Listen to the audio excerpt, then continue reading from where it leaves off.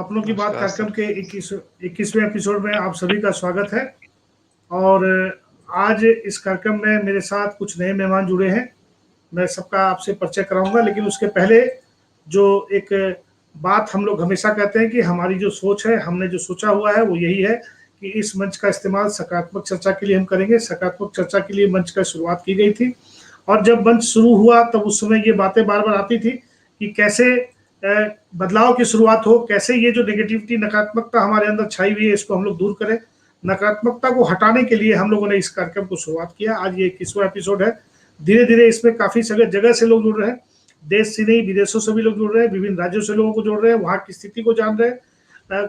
हम लोग लगातार ये प्रयास कर रहे हैं कि इससे ऐसे लोगों को जोड़ें जो कहीं ना कहीं इस पेंडेमिक से लोगों को सकारात्मक रास्ता दिखाने में एक राहत का काम करें। और ये हम लगातार देख रहे हैं कि आज इस काम में कहीं ना कहीं हम सब सफल हैं। और ये जो कार्य हम लोग अभी कर रहे हैं, उस कार्य में हम ये कह सकते हैं कि हम आने वाले समय में एक जो बदलाव हम लोगों ने सकारात्मक सोच के प्रति जो रखा है, वो बदलाव में हम सफल होंगे। मैं सबसे पहले डॉक्टर प्रमोद पाठक जी, डॉक्टर पाठक, आपसे मैं इसलिए पहले लेके आ रहा हूँ कि हम लोग आपसे ये जानना चाहते हैं कि जो अभी तक की चर्चा है, आज जो हमारे साथ ये युवा जुड़े हुए हैं, इनकी एक जो सोच है, विभिन्न क्षेत्रों में कार्य कर रहे हैं, इनको आपका पहला संदेश क्या होगा? देखिए, ये जो कोरोना संक्रमण का जो काल चल रहा है, इसमें एक चीज तो तय है कि यह किसी एक संस्था या किसी एक सरकार या किसी एक समाज के बस की बात नहीं है। यह एक व्यापक पैमाने पर समस्या है और समाज के हर तबके के लोगों को इसमें अपना योगदान देना होगा। और खास करके जो हमारे नौजवान हैं, इनकी भूमिका तो बहुत ही महत्वपूर्ण है और ये अपनी महत्वपूर्ण भूमिका निभा भी रहे हैं। और सबसे इम्पोर्टेंट काम जो ये है कि इनके नेतृत्व में समाज में जो एक तरह का जागरूकता चाहिए, जो समाज में लोगों को ये लगे कि नहीं, ये कार्य केवल किसी सरकार का या किसी संस्था का या संस्थान का है, नहीं, ऐसा नहीं लगे, बल्कि समाज के हर तबके का कार्य है। तो उसमें ये युवा जो है बहुत ही महत्वपूर्ण भूमिका निभा रहे हैं। एक रोल मॉडल के रूप में ये उभर रहे हैं और मेरी इनके प्रति सारी शुभकामना है और पूरी आशा है कि इनके सहयोग से, इनके उत्साह से, इनके प्रयास से जो ये कोरोना के खिलाफ लड़ाई है, वो हम लोग निश्चित तौर पे जीतेंगे। और जो सिटी लाइव की ये पहल हम लोगों ने चलाई है, नकारात्मकता को दूर कर सकारात्मकता बढ़ाने की, उसका अपने आप में ही बड़ा महत्व है। और जैसे आजकल हम देख रहे हैं कि एक तरह से धीरे धीरे जो हम लोग प्रयास शुरू किए थे, हेडलाइन मैनेजमेंट की बात किए थे, तमाम बातें किए थे, तो अब कुछ हद तक उसका असर दिखाई भी पड़ रहा है। मीडिया हेडलाइंस में भी दिखाई पड़ रहा है और अस्पतालों में भी दिखाई पड़ रहा है। तो ये एक प्रयास हमारा धीरे धीरे सफल हो रहा है। एक बात मैं इन युवाओं को जरूर कहना चाहूंगा कि एक दिक्कत आ रही है। वो दिक्कत ये है कि अभी भी कुछ लोग ऐसा सोच रहे हैं कि जांच से और क्वारंटाइन से बचा जाए। आपने बहुत अच्छी बात बताई कि देरी घातक है और देरी के चलते बहुत सारे नुकसान हुए हैं। कुछ लोग अपने घर में रह करके लगातार जो देरी की है, उसके चलते आज बहुत ज़्यादा जनहानि हुई है। बचने की आवश्यकता नहीं है, इससे लड़ने की आवश्यकता है। मेरे साथ मैं सबसे पहले जोड़ना चाहूँगा, इन सभी में सबसे वरिष्ठ है नितिन भट्ट जी। नितिन भट्ट जी काफ़ी वरीय भी हैं और साथ साथ युवा के तौर पे इन्होंने जो अपनी एक छाप छोड़ी है पिछले वर्ष से ही हर क्षेत्र में। देखिए, सबसे अधिक आवश्यक क्या है कि लोगों को संगठित करना, संगठित कर करके एक ऐसा माहौल बनाना। उसमें कहीं ना कहीं नितिन भट्ट जी ने एक अच्छी छाप छोड़ी है। और इस क्षेत्र में, जिस क्षेत्र में ये रहते हैं, उस क्षेत्र में जो कार्य हुआ, या वहां से लेकर के पीएमसीएच तक भोजन पहुंचाने वाला जो पिछले वर्ष भी इन्होंने काम किया था, वो काफी सराहनीय कर रहा। यहाँ भी गरीबों की जो मदद इन्होंने की, खाने खिलाने वाला काम किया। इस साल जो वैक्सीनेशन के काम को ये कर रहे हैं, साथ ही साथ वहाँ जांच भी हो रही है। इन कामों में नितिन जी आप बताएंगे कि आपको कहाँ कहाँ, कितनी कितनी, कैसे कैसे रुकावटें आई, कैसे आपने उन रुकावटों को दूर किया, और आज आप अपने आप को कितना संतुष्ट पाते हैं? जी। सबसे पहले मैं आपको धन्यवाद देना चाहता हूं और साथ ही प्रमोद भैया और उपस्थित जितने हमारे अतिथिगण हैं, सबको मेरा नमस्कार। चूंकि जितने लोग यहाँ दिख रहे हैं, उससे भी कहीं ज़्यादा लोग आज क्षेत्र में लोगों की सहायता के लिए लगे हुए हैं, चाहे परोक्ष रूप से हो चाहे अपरोक्ष रूप से हो। सब अपने अपने स्तर से जितनी हो सकती उतने लोगों को मेहनत रह गया कि जब वैक्सीनेशन की शुरुआत भारत सरकार ने जब की थी, तब झारखंड में भी इसका आगाज हुआ। और उस समय का दिन मुझे याद है कि लोग वैक्सीन लेने से डरते थे। और ऐसा भी समय उस समय आया था कि जब वैक्सीन देने के समय आता था, लोग नहीं मिलते थे, तो वो कम उम्र के बच्चे, बहुत से लोगों ने ऐसा वैक्सीन लिया था जिनको जबरदस्ती वैक्सीन दे दिया जाता था कि भाई तुम ले लो, तुम ले लो। लेकिन आज हम देखते हैं कि स्थिति एकदम विपरीत है। आज लोग अपने मोटिवेट होते हुए लोग केंद्र तक पहुंच रहे हैं कि हमको वैक्सीन चाहिए। और अगर आप बोल दीजिए कि भाई मेरे यहाँ 45 साल से नीचे का वैक्सीन नहीं हो, उसके लिए आपको ऑनलाइन रजिस्ट्रेशन करके लेना होगा, तब वो लड़ने के लिए भी तैयार हो जाते हैं कि नहीं, हमको वैक्सीन चाहिए, आप कैसे नहीं दीजिएगा हमको। करने ये बात मैं इसलिए बतला रहा हूं कि इतना अंतर पिछले 2 महीने के अंदर में ये आया है कि पहले लोग जागरूक नहीं थे, लोग वैक्सीन से भागते थे, और आज लोग जागरूक भी हो गए और लोग वैक्सीन लेने के लिए भी तैयार है। और दूसरा एक विषय कि जो मटकुरिया में मैं लगभग 46 दिन से यहाँ वैक्सीनेशन सेंटर मैंने खोल के रखा हुआ है, और एक दिन छोड़कर एक दिन यहाँ पर कोरोना का भी जांच हम लोग करवा रहे हैं। ठीक है, लोग पहले कोरोना जांच के नाम से भागते थे कि नहीं, हम तो वैक्सीनेशन लेने आए, हम कोरोना जांच क्यों कराएंगे। लेकिन मैं आपको बतलाता हूं कि प्रत्येक दिन जितनी बार भी हुआ है, 100 से ऊपर हम लोगों ने यहाँ से कोरोना की जांच की है। और लोग सहर्ष, उनको थोड़ा सा मोटिवेट करने का जरूरत रहता है, उनको समझाने का जरूरत है, तुरंत वो तैयार हो जाते हैं। तो आज पूरे धनबाद इस मामले में बहुत, मैं धनबाद वासियों को धन्यवाद देता हूं कि इस मामले में बहुत धनबाद के लोग समझदार है। आवश्यकता है केवल उनको समझाने की। आप कुछ भी उसको समझाइए, अच्छा चीज समझाइए, वो तुरंत ग्रहण करने के लिए तैयार रहते हैं। चाहे वो वैक्सीनेशन का मामला हो, चाहे आपको क्या बोलते हैं कोरोना जांच का मामला हो, या अगर उनकी तबीयत खराब है और उनको हॉस्पिटल में अगर आ गया, कोरोना पॉजिटिव आ गया, हॉस्पिटल जाना है, उनको जाने में तकलीफ है, लेकिन अगर उनको समझा दीजिएगा कि आप हॉस्पिटल चले जाइए, कोई दिक्कत नहीं होगी, किसी भी तरह दिक्कत होगी, हम लोग बैठे हुए हैं, तो वो शहर हॉस्पिटल भी जाने के लिए तैयार हो जा रहे हैं। कुल मिला जुलाकर आज जो धनबाद में संस्था जो काम कर रही है, कहीं ना कहीं ये सफल रही है। हर लोग सफल रहे अपने माध्यम से, किसी न किसी रूप में लोगों को जागृत करने के लिए, लोगों को सहायता पहुंचाने के लिए। और आज ये जो महामारी कोरोना की जो दूसरा दौर यहाँ धनबाद में हम लोगों ने जैसा रूप देखा, सपने में भी हम लोगों ने कल्पना नहीं की थी कि ऐसा रूप हम लोग धनबाद में देख सकते हैं। जी, जैसा कि हम लोग अभी नितिन जी से सुन रहे थे, नितिन जी, हम लोग जब ये चर्चा आगे बढ़ाते हैं तो एक चीज महत्वपूर्ण जो होती है वो होती है कि समर्पण भाव किसका कैसा है। आप लोगों, सभी लोगों ने जो समर्पण भाव दिखाया, इसके अलावा धनबाद में बहुत सारी संस्थाएं चल रही हैं जो समर्पण भाव से काम कर रही हैं, जिसके पीछे का उद्देश्य इस कोरोना काल से लोगों को बचाना है। अस्पतालों में एडमिशन कराने के लिए, उनको भर्ती कराने के लिए जो ताकत और जो प्रक्रिया आप लोग को अपनानी पड़ती है, उससे मैं भी वाकिफ हूँ, आप भी वाकिफ है क्या हालात हुए थे। लेकिन हम लोग आज के दिन अच्छी स्थिति में है।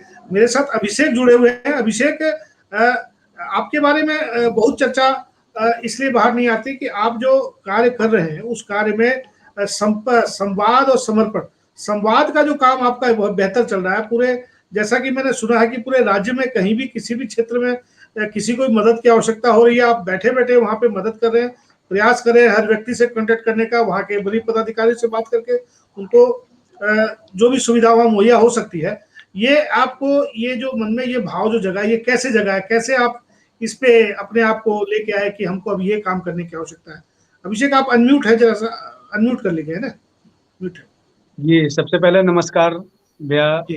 सबसे पहले मैं एक छोटा सा सामाजिक कार्य करता हूँ और मैं एक जी पार्टी से भी जुड़ा हुआ हूँ। तो मेरे जैसे छोटे से कार्यकर्ताओं को आप लोग जगह दिए हैं सिटी लाइफ में, और राजीव भैया आप अपने साथ, तो मैं आप लोगों को धन्यवाद दे रहा हूँ। और मैं आपको बताना चाहता हूँ कि ये अभियान मैं पिछले साल भी कोरोना जो महामारी का जो समय था उसमें प्रतिदिन 1000 लोगों को अपने क्षेत्र में, एक स्लम एरियाज है वहाँ पे, तमाम आसपास के क्षेत्रों को के लोगों को हम लोग फूड पैकेट्स बांटते थे। प्लस हाईवे में जो प्रवासी मजदूर लोग जाते थे वहाँ हम लोग प्रतिदिन, हम लोगों का यहाँ खत्म होने के बाद मतलब 3 बजे से लेकर के रात 8 बजे तक प्रत्येक बस जो भी प्रवासी मजदूर को लेकर के जा रही है या फिर प्रवासी मजदूर जो पैदल आ रहे हैं उनको हम लोग फूड पैकेट्स दे करके, उनको आने जाने की अगर सुविधा नहीं है तो हम लोग किसी माध्यम से रोक करके, गाड़ी ट्रक जा रही होती है, कोई ऐसे व्हीकल जा रहा है, उनसे हम लोग रिक्वेस्ट करते थे कि इनको भी लेके जाइए, जितने दूर तक जा सकते हैं पहुंचा सकते हैं, क्योंकि ये काफी लंबा सफर तय करके आ रहे हैं। तो हम लोग पिछले साल भी किए थे। इस बार क्योंकि इस महामारी में लोगों को सबसे ज्यादा जरूरत हॉस्पिटल का हमको महसूस हुआ। लोग घर में काफी बीमार हो जाते थे।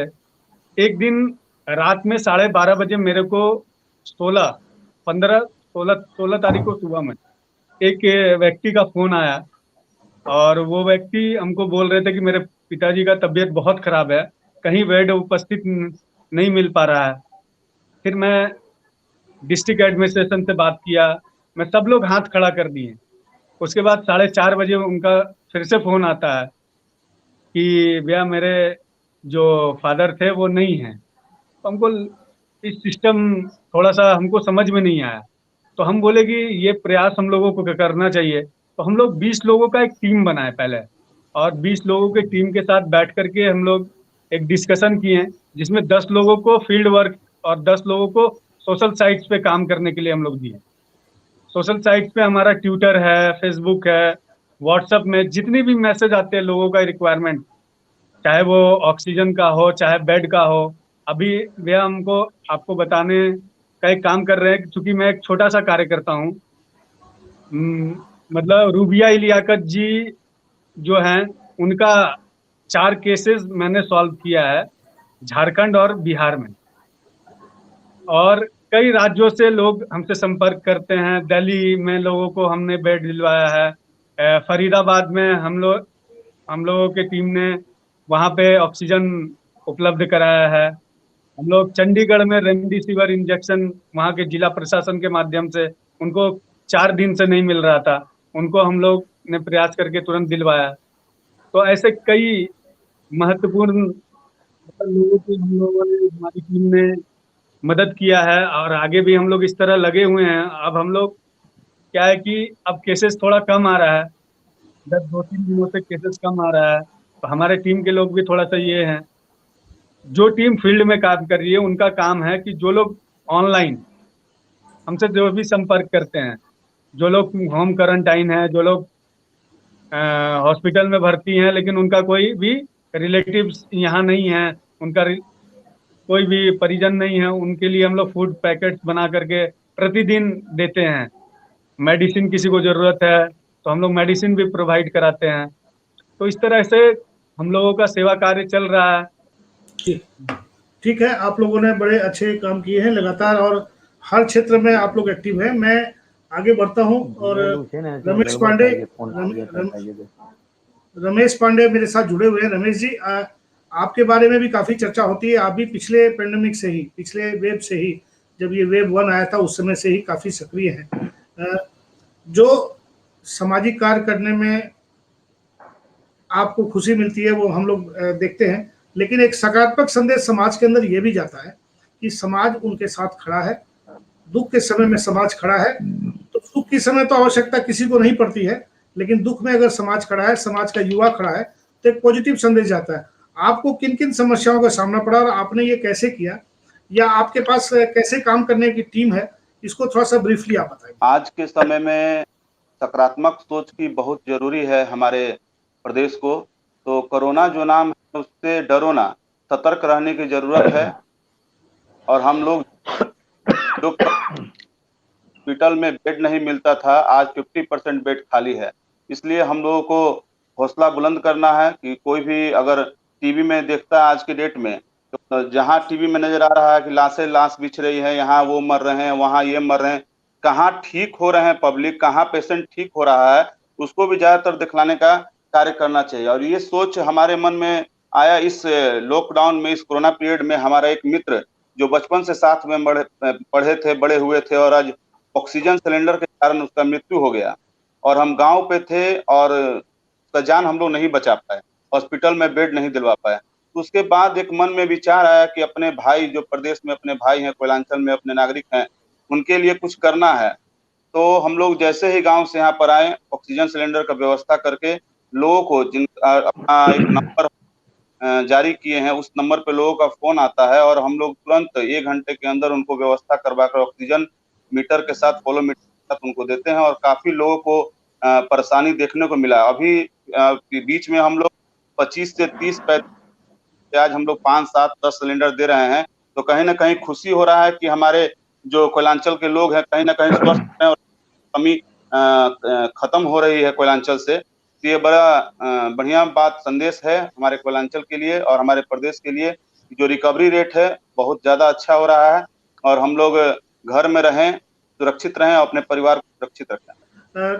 फिर मैं नितिन जी के पास आता हूँ। नितिन जी, लास्ट ईयर तो मैं भी हम लोग सब एक साथ जुड़े थे। आप भोजन की व्यवस्था में जब यहाँ लगे हुए थे, हम लोग भी वहाँ इस जलान अस्पताल में हम लोग भोजन की व्यवस्था करवा रहे थे।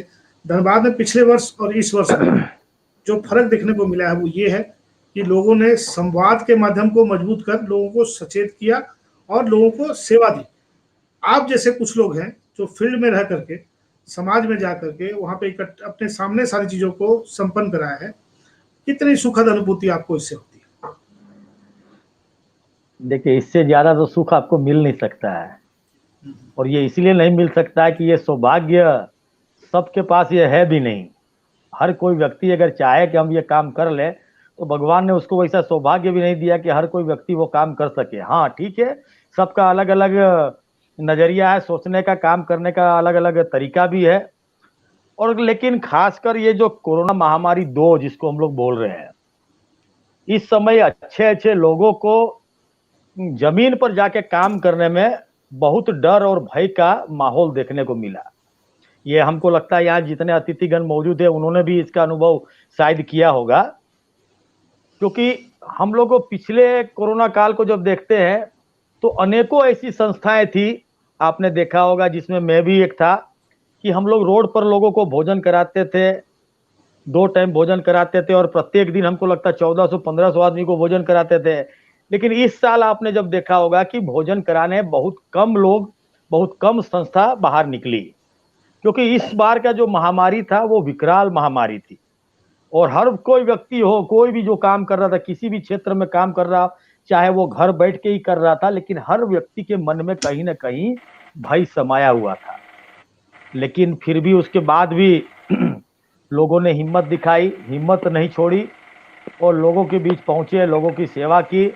किसी ने तन और मन से किया, किसी ने धन से किया, सबके सहयोग से। जैसे कहते हैं ना कि अश्वमेघ यज्ञ हो रहा, उसमें छोटी सी भी एक सुई तक की आहुति अगर हो गई तो वो हमारा यज्ञ में हमारी पूर्णाहुति बड़ा सफल हो गया काम। जी, जैसे कि चर्चा आगे बढ़ रही है और मेरे साथ स्वास्थ्य के क्षेत्र में जो काम कर रहे हैं वो तो है ही, शिक्षा के क्षेत्र में काम करने वाले अभिषेक भी हैं, इन्होंने एक प्रकल्प शुरू किया है, उस प्रकल्प पे काम करें। अभिषेक, इस कोरोना काल में पिछले बार तो आप मेरे ख्याल से किसी न किसी तरह से पढ़ाई की तरीके चल रहे थे, इस कोरोना काल में आप लोग क्या कर रहे हैं, कैसी एक्टिविटीज और किस तरह से उस काम को पूरा कर रहे हैं? जी, सबसे पहले तो सर राजीव सर का बहुत बहुत धन्यवाद कि उन्होंने इस लाइव सेशन में हम लोग को जोड़ा और उस काबिल समझा, और सभी अतिथिगण, सभी बड़े अधिकारी सब को धन्यवाद। सर पिछले साल बहुत ही मुश्किल हुई थी, पिछले साल तो सर सारा कुछ बंद था। अब इस साल क्या है कि जब से लॉकडाउन हुआ है तब से हमने सारा शिक्षा का क्षेत्र, सारा कुछ कोचिंग क्लासेस, सारा कुछ बंद करके दिया था। लेकिन इस बार क्या है कि जिनके पास फोन है सर, अब क्या है कि अंडर प्रिविलेज चाइल्ड, गरीब लोगों के पास उस तरह के स्मार्टफोन, उस तरह के सुविधा नहीं उपलब्ध हो पाती, तो उनको हम शिक्षा ऑनलाइन के थ्रू नहीं दे सकते हैं। तो लेकिन हम लोग अभी क्या किए हैं कि जिस एक घर में एक टीचर अपने मोबाइल ऑनलाइन से क्लास देती है, जैसे 2 बच्चे, 3 बच्चे या 4 बच्चे ट्यूशन के माध्यम से, मतलब कुछ बच्चों को जो बहुत ही पढ़ने में उज्जीवित हैं और पढ़ना चाहते हैं, उनको शिक्षा हम लोग दिलवा रहे हैं किसी भी तरह से। और क्या है सर कि एक हमारे यहाँ एक अपाहिज, मतलब विकलांग एक हमारे कार्यकर हैं, वो बहुत ही अपने मन से कार्य करते हैं। वो क्या करते हैं कि जहाँ पे 2 बच्चे हैं, 3 बच्चे हैं, उनके घर में जाके शिक्षा देते हैं। चनवारी में, आप चनवारी जानते होंगे, जोड़ा फाटक, वहां पे। और सर पिछले साल तो हम लोग बहुत काम किए, लेकिन इस साल उस तरह से हम लोग खाना, जैसे बताया गया, सर ने बताया कि पिछले इस साल भोजन वितरण सड़कों पे आके उस तरह से काम नहीं हो पाया, क्योंकि उस तरह से मुझे लगा कि सर जरूरत भी नहीं है और लोगों का भी उतना एक्टिविटी नहीं होता है, क्योंकि और भी जितने भी वॉलेंटियर जुड़े हुए हैं वो भी उतने भी एक्टिव, मतलब उस तरह से लगा नहीं कि हमें कि सड़कों पे उतर के भोजन का वितरण किया जा सकता है। और पिछले साल हम लोग बहुत भोजन का वितरण किए हैं, सड़कों पे जाके, स्टेशन में जाके, चंदमारी, बेड़ा, जोड़ा फाटक, बहुत सारे ऐसे ऐसे एरिया हैं जो कोयला बेचते हैं, जो कोयला सप्लाई करते हैं दुकानों में, वो बंद है, उनकी रोजी रोटी बंद हो गई, उनको जाके भोजन 2 वक्त का, सर कम ही हो बट 100 लोगों का या 90 लोगों का भोजन हम लोग डेली वितरण करवाते थे। उतना ज्यादा तो नहीं कहेंगे बट कम ही था, तो हम लोग जितना हो सके अपने से करते थे, ना ही किसी से कुछ भी सहयोग के लिए। और पीएम क्रैश फंड में भी हम लोग खुद का पैसा इकट्ठा करके, कितना भी हो सर बूंद बूंद से ही घड़ा भरता है, इसी तरह से हम लोग 200-300 लेके सभी से इकट्ठा करके पीएम क्रैश फंड में 21,000 रुपए का डोनेशन भी हम लोग पिछले साल किए थे। ठीक है, उस तरह से जी सर। बोलिए बोलिए बोलिए। सर इस साल उस तरह का नहीं दिखा कि उस तरह से सड़कों पे उतर के खाना भोजन वितरण किया जाए। और सर आप शिक्षा का तो पूरा ही अभी बंद ही है सर, क्योंकि गरीब लोगों के पास स्मार्टफोन नहीं है, उस तरह से सुविधा नहीं है, तो हम लोग कैसे कर पाएंगे। तो अभी तो सारा कुछ बंद है, बट जहां तक होता है वहां तक हम लोग करते हैं। ठीक है डॉक्टर पाठक, आप पूरी चर्चा को सुन रहे थे और मुझे लगता है कि आपने बहुत सारी बातों को सुना और सबके काम करने की शैली को भी आपने महसूस किया। एक बात जो मुझे समझ में आई है वो ये कि ये सारे युवा जो हैं पूरी तरह से लगे हुए हैं विभिन्न क्षेत्रों में, अपने जिन जिन क्षेत्रों में वो कार्य कर रहे हैं, पूरी तन्मयता से, समर्पण से और एक दूसरे का संवाद स्थापित करके एक पॉजिटिव माहौल जो धनबाद में आवश्यक है उसको पैदा करने का प्रयास करें। जो नेगेटिविटी थी उसको दूर करने के लिए हम लोग भी लगे हुए हैं, अपने तरीके से लगे हुए हैं, अस्पतालों के माध्यम से हम लोग भी उस तरह से प्रयास कर रहे हैं, लेकिन इनका प्रयास जो है वो बहुत बड़ा है। इनके प्रयास को हम सब सलाम करते हैं और इन लोगों ने काफ़ी मेहनत की। इसके अतिरिक्त बहुत सारी संस्थाएं भी काम करी। हम लोग प्रयास करेंगे कि धनबाद की उन तमाम संस्थाओं को इस प्लेटफॉर्म पे ला करके उनके साथ संवाद करने का। इससे हम लोगों को एक फायदा ये हो रहा है कि आने वाले समय में एक बृहद रूप बनाया जा सके, समूहों का एक बृहद समूह बन जाए। तो मुझे लगता है कि आने वाले समय में भगवान न करे, ईश्वर न करे, कोई ऐसी आपदा विपदा है, लेकिन अच्छे कामों को करने के लिए एक ऐसा समूह रहेगा जो एक बेहतर संवाद स्थापित करके बेहतर आउटपुट दे सकेगा। अभी भी बहुत सारे क्षेत्रों में काम चल रहा है, बहुत सारे क्षेत्र लोग काम कर रहे हैं। आप इस पे क्या कहेंगे जो इन 5-6 युवाओं ने अपनी अपनी बातों को रखा है? शिक्षा के क्षेत्र की बात तो अभिषेक ने बता दी और हम लोग लगातार चर्चा कर रहे हैं कि अभी तक बच्चों को, जो गरीब बच्चे हैं उनको पूरी शिक्षा नहीं मिल पा रही है, लेकिन स्वास्थ्य के क्षेत्र में काफी उल्लेखनीय काम हुआ है, विशेषकर धनबाद में विगत कुछ वर्षों में भी काम हुआ। जी डॉक्टर पाठक। ये देखिए, ये जो हमारे युवा साथी हैं, ये समाज के उस वर्ग का प्रतिनिधित्व करते हैं आज जिसकी संख्या सबसे ज्यादा है और जिसके पास सबसे ज्यादा ऊर्जा है। तो ये जो बात है कि इनका जो प्रयास है वो बाकी नौजवानों के लिए भी एक रोल मॉडल की तरह दिखेगा। तो हम समझते हैं कि धीरे धीरे ये एक तरह की चेतना जगेगी। देखिए, हमने ये देखा है कि जिस तरह बुरी चीजें जो है वो भी फैलती है, उसी तरह अच्छी चीजें भी फैलती हैं। तो ये अच्छी चीजों का फैलाव बढ़ाने का एक बहुत बढ़िया एक माध्यम है इनका प्रयास, और इससे समाज में एक संकेत जाएगा, एक संदेश जाएगा कि नहीं, हमारी भी जिम्मेदारी कुछ है। लगता है नेटवर्क की प्रॉब्लम अभी भी जारी है। डॉक्टर पाठक के साथ हम लोग रोज लगभग एक बार नेटवर्क की प्रॉब्लम से रूबरू होते हैं। रमेश, आप लगातार इन कामों में जुड़े हुए हैं और लगातार 2-3 वर्षों से मैं लगातार आपको वॉच कर रहा हूँ।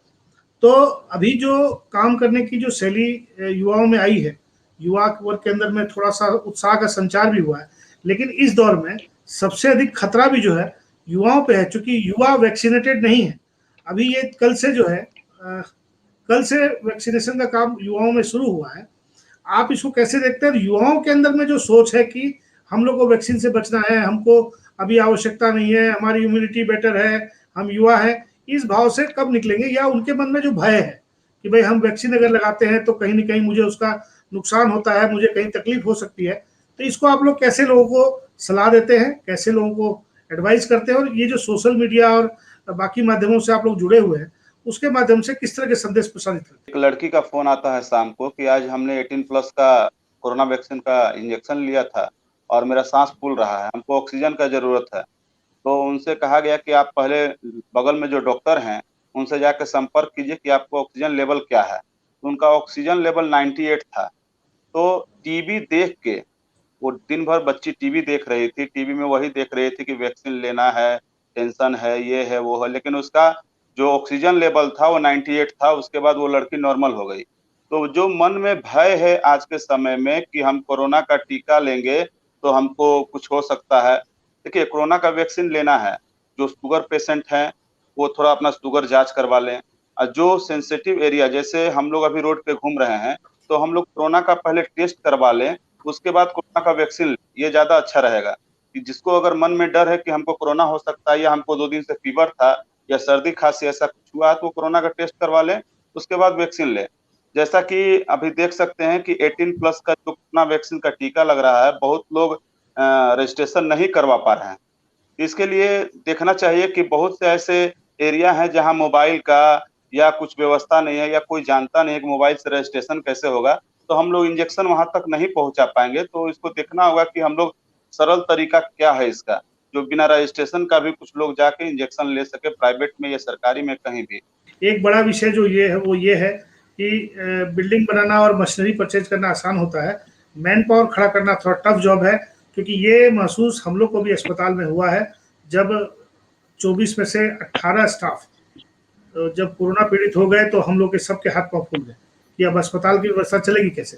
तो आनंद फानंद में जो टीम आपकी तैयार होती है वो उतना बेहतर आउटपुट नहीं दे पाती कई बार, लेकिन चूंकि एक कॉर्पोरेट हॉस्पिटल का स्वरूप है तो वो इसको मेंटेन कर लेते हैं, लेकिन सरकार के पास भी ये अभी प्रॉब्लम है। लेकिन एक बात अच्छी और है जो मैं आपको बताना चाहता हूँ, जिसपे आप लोग ध्यान दे रहे होंगे, कि जिला प्रशासन ने भी जो है इस बार जो काम किया है, बेड बढ़ाने की संख्या से लेकर के उसके मैनेजमेंट के स्तर तक, वो सारे कामों की सराहना हम लोग को सबको मिलकर करनी चाहिए। क्योंकि अगर धनबाद में बेड नहीं बढ़ते तो धनबाद छोड़िए, धनबाद आज के दिन 10 जिलों को सेवा दे रहा है। ये पूरा संथाल यहाँ धनबाद में इलाज कराने के लिए आ रहा है। कोडरमा से लेकर के इधर पूरा संथाल के लोग धनबाद ही आ रहे हैं, क्योंकि अभी तो स्टेट में जो बैरियर लग गया है एक तरह से कि एक राज्य से दूसरे राज्य आप नहीं जा सकते हैं, तो उस स्थिति में धनबाद जो है एक बेहतर जगह बन गया है और उस जगह पे लोगों का इलाज हो रहा है, चाहे वो पीएमसीएच का इमरजेंसी विभाग हो, चाहे कैथलैब का हो, चाहे सदर अस्पताल हो, चाहे जलान अस्पताल, सरपी और पाटलिपुत्रा प्रगति, जितने बड़े अस्पताल हो, सब मिला के धनबाद का हालचाल अभी बेहतर है। हम लोग को मनाना चाहिए। ठीक है, ये बनियार वाला विषय बड़ा है, चूंकि अस्पताल की बिल्डिंग बनी है तो सरकार को वहाँ इंफ्रास्ट्रक्चर बढ़ाना चाहिए, बनाना चाहिए। हम लोग अपने सामाजिक कार्य में आगे बढ़ेंगे। आप लोग सब जो जुड़े, आप लोग को बहुत बहुत धन्यवाद। मैं इन्हीं बातों के साथ आज के इस कार्यक्रम को विराम देते हुए सबसे अपेक्षा रखता हूं कि हम लोग एक बेहतर धनबाद, कल के धनबाद की बात करते हैं और सकारात्मक सोच के साथ इस कोरोना काल में कैसे पीड़ितों को उसके इलाज की बेहतर व्यवस्था हो, प्रशासनिक व्यवस्था कैसे सुदृढ़ हो, हम अपने सुझावों को जो अन्य राज्यों के सुझाव भी है, जो अन्य राज्यों का फॉर्मूला है, जिसमें हम लोग उड़ीसा के फॉर्मूले की बात भी कर रहे हैं, वो फॉर्मूलों का उपयोग राज्य में हो सके, इसके लिए हम लगातार प्रयास करते हैं। आप लोग इस कार्यक्रम में जुड़े, आप लोग को बहुत बहुत धन्यवाद। नमस्कार।